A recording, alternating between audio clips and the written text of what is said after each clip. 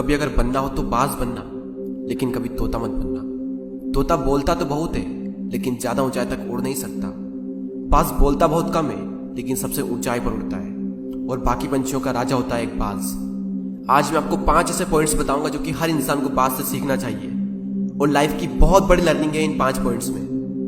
पहला lesson, eagle fly alone. बाज अकेले उड़ता है और बाकी पंछियों के मुकाबले सबसे ऊंचाई पर उड़ता है। बाज अकेले उड़ेगा, लेकिन कभी भी चिड़िया और छोटे पंछियों के साथ नहीं उड़ेगा। बाज हमेशा या तो बाज के साथ उड़ता है या फिर अकेला उड़ता है। और इस समय यह सीख मिलती है कि छोटी सोच वाले लोगों से हमेशा दूर रहें और अकेले रहो, क्योंकि यही वो समय है जब खुद को जानने का असली मौका मिलता है। दूसरा लेसन, बाज का विजन बहुत ज्यादा क्लियर होता है और बहुत ज्यादा स्ट्रॉन्ग होता है। बाज अपने शिकार को 5 किलोमीटर दूर से ही देख लेता है और जब एक बार उसे अपना लक्ष्य दिख जाता है तो उसके बाद चाहे रास्ते में कितनी भी मुश्किलें क्यों ना आए, वो अपने लक्ष्य को हासिल करके ही दम लेता है। इससे भी एक बहुत बड़ी सीख मिलती है कि अपना विजन क्लियर रखो और उसे हासिल करने में फिर चाहे कितनी भी मुश्किलें क्यों ना आए, पीछे मत हटो उस बाज की तरह। तीसरा लेसन, बाज कभी भी मरे हुए जानवरों को नहीं खाता, वो हमेशा जिंदा शिकार करता है। और इससे हमें यह सीख मिलती है कि जो हमारा पास्ट है वो मर चुका है, तो अपने उन मरे हुए सड़े हुए थॉट्स पर ध्यान मत दो और अपनी आने वाली ताजी फ्रेश जिंदगी पर ध्यान लगाओ।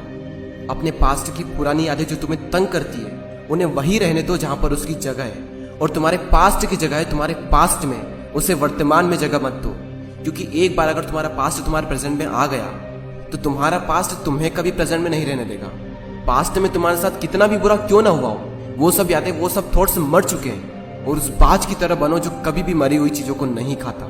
चौथा लेसन, जब आंधी तूफान आते हैं तो बाज बहुत ज्यादा एक्साइटेड हो जाता है।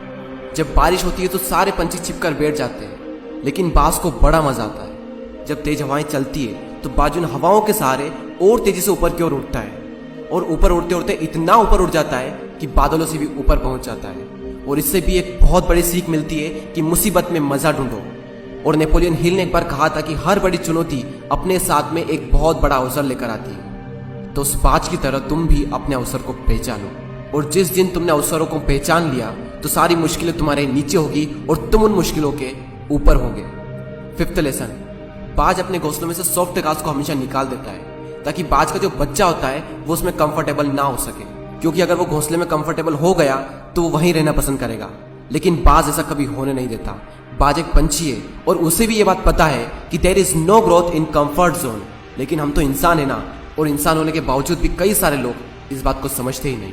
आप जितना ज्यादा कंफर्ट जोन में रहोगे, आपकी लाइफ आने वाले टाइम में उतनी ही ज्यादा अनकंफर्टेबल हो जाएगी।